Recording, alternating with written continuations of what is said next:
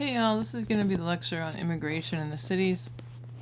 Okay, so to start, before the Civil War, most of the immigrants were coming from Germany, Ireland, Scandinavia. Most were Protestant. A lot of the ones we will talk about today were Catholic, but they are coming from Western Europe. Many were skilled, and they're settling in the rural areas to become farmers. So, most of those immigrants we're not going to talk about because honors takes place after the Civil War. And after 1880, who comes in now is called the new immigrants. And these are people from Eastern Europe, Czechs, Greeks, Hungarians, Italians, Polish folks, Russians, Slovaks, and they are very diverse. And one of the big things is that, religiously, many of them are Catholic and Jewish, and they're coming for job opportunities in the cities. And so these new immigrants are moving into the cities. They are migrating in massive numbers. Kind of most famously, we have the Statue of Liberty going to Ellis Island. These are new immigrants. Many of them are Italian or Greek or Polish. They're moving into the city in massive numbers, and there are a lot of problems that come along with this idea that the cities are developing so quickly. We have to figure out how to deal with all these people. Where are they going to live? What's going to happen? How are they going to survive? And many of them are moving into the Lower East Side of New York City, where they are going to live in tenements, which are these buildings here. So lots of folks are moving in. But then many people who live in the United States start to have anti-immigrant feeling towards these new immigrants. Anti-immigrant feeling is called nativism. It is a weird term because we usually think of Native Americans as being like Indian, Americans. But nativism is this idea that Native Americans, people who are born in America, do not like, immigrants. So that is called nativism. It's just a word you need to know. And so there are a lot of nativist sentiment, and a lot of it is surrounding anti-Catholic, anti-Semitic ideas. But also it's going to be targeted towards the Chinese. We're going to look much more at that next class. And so we are going to have more regulation of immigration as we move towards the 1920s, whereas before there were very few or any limits on immigration. So, when people say, well, my family came here legally, well, before, say, 1880 and then really until 1920, there were no limits on immigration. Everybody was a legal immigrant. And so this cartoon is kind of making fun of the fact that many of the people, like the Irish, right, who were the new immigrants, or who were the old immigrants, the Irish folks get here, and then they're going to knock down the opportunities for those who are coming after them. So, one of the things that starts to happen is that in New York City, there were many Irish who lived in New York City before, and now with the new immigrants, that is different. So that is just a term that folks need to know. And so with this immigration, in the East Coast, you're mainly getting immigrants coming from Eastern Europe. In the West Coast, people are coming from China, and they are coming into what's called Angel Island. And then you also do have people coming from Mexico in the South who are coming in through El Paso. There is nativism all throughout our time. It's just a word we need to know. So in these cities, you have new immigrants coming in. There are some families who are coming in from rural areas and looking for work. You have African Americans moving into the cities from the South. And one of the reasons that is allowing for this urbanization is the railroads. And so we're going to get major city centers like Chicago that are going to develop. And another thing that's not railroads per se, but streetcars, the cities are also able to expand into what is like the original suburbs, which are the streetcar suburbs. I think a good example of this would be like Uptown. So what we're starting to get is a city center that is kind of packed in with new immigrants and workers. And then you have that middle class that's leaving into the streetcar suburbs, into nicer sort of Victorian homes. And so folks are leaving the cities who are in the middle class. And, this also happens in Chicago and in New York as people can travel on the subways and, come into city to work. But in these city centers, there are a lot of problems. There are shortages of affordable housing. There are sanitation problems along like sewage, water pollution. You have a lot of cholera, overcrowding, disease, and air pollution. And so there is a major question of where are people going to live? Some of the housing is becoming like dilapidated, as like maybe like one middle class family would move out of their house. What would be replaced is, folks like, 80 people would come in to live in the same house that one family lived in before. Some of those houses are starting to fall apart. And what they start to develop are called tenement houses. So tenements are these buildings, right? So you would have, right, like say, I think these are about like 5 stories tall, right? And here would be like one family, here would be another family, right? So each family is like sitting in one of these rooms, right? This is a common back area. Before they had, running water and sewage, this would be where all of these families on this whole block would go to the bathroom, right? Inside, so these guys have windows, right? That's nice. But what if I was like right here in the middle? Many of these houses have no ventilation. There might be just one window. And so in here you see in these tenement, this is a tenement. This is just like basically what we would call like apartment buildings maybe. There's no window, no ventilation, and very kind of dangerous conditions. So that is a problem.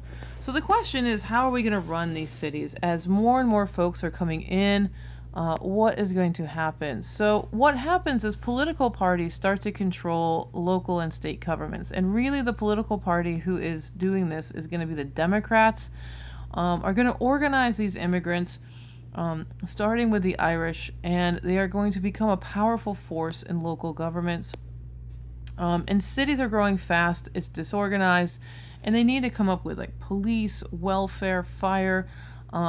Immigrants want protection, they need jobs. And so what happens is it almost gets set up like a mafia. So you have, the mayor who is going to like bring people in off of the boat, get them jobs, get to recruit them into the police, and then because they are hired from these like mayors, they have ties, then they are then going to vote for these mayors. And so in the political machine system, you have a city boss who is going to be in control of jobs, licenses, the court system. So, if I wanted a job in construction, I would have to make sure that I was a part of the machine because the boss is going to give the contract for the local courthouse to this one person, then he's going to hire all these immigrants. And essentially it is making sure it's this exchange of, jobs for votes for other things. And so the political machines hand out contract and jobs for favors. Then the residents are going to vote for that political machine. Then they have more control over the local government. Then they control city politics. And then you have this one person who is heading everything. So the other thing is these political machines, these city bosses are going to control the police, they're going to control the fire department, they are going to control all of these things. So if you are not a part of the political machine, you could be targeted in many ways. If you weren't a part of the political machine, if you were like resisting, maybe if your place burned down, they would just let it burn down. Maybe if you were, running a business, you would get arrested for, not having the proper license, right? So you pretty much had to be a part of the system in order to work and live in the city. And so people who did not like the political machines are a lot of these like middle class folks who wanted the city to run efficiently. They did not want it to be run like a mafia. And the other thing about these political machines is voting. Often these votes, right, here you see they're like running the votes up. Here, right, this is the votes, right? The money and votes are all being brought up to almost like a pyramid scheme to the top of the right with the boss. But voting was a major part of this. And so this is a very famous cartoon. It often shows up in multiple choice questions. This is Boss Tweed. He is the boss of New York, and it says, "In counting, there is strength." This is the ballot. It is literally a glass bowl, And so the boss would have, like, at the head, he'd be at the head, and then he'd have, like, his, like, wards, right, who would go out into their districts, and they'd be like, okay, you're going to vote for Boss Tweed. And what they would do is they would grab people in the street and they would bring them to the ballot. And since it's a glass bowl, they would literally watch them drop the ballot in and make sure they put in for their boss. They would, like, shave them, like, change their identities and take them back and vote again. Vote early and vote often was often, right, the kind of cry. So, police would actually round people up and make sure they vote for the boss. It would be kind of crazy on voting day in these cities. And people needed to make sure that the people voted for the political machines, because this is how they got their kickbacks, this is how they got their construction contracts, and all of this. So there was a lot of voter fraud, there was a lot of bribery, there was a lot of what people call graft, which is just like bribery or corruption. So one person who did not like Boss Tweed was Thomas Nast. And Thomas Nast is a Republican. So he starts attacking Boss Tweed for his corruption. And Thomas Nast is successful in getting Boss Tweed jailed for corruption, defrauding the city, and extortion. And so, Nast is one of these, like, middle-class folks who wants to reform the city. They do not want it run like a crime syndicate. They want it run in an efficient way. So to someone like Nast, it shouldn't be who you know, but what you know, as far as, like, getting jobs. And he felt like it was very inefficient to have these people in charge. So Tweed is going to get arrested eventually from Nast.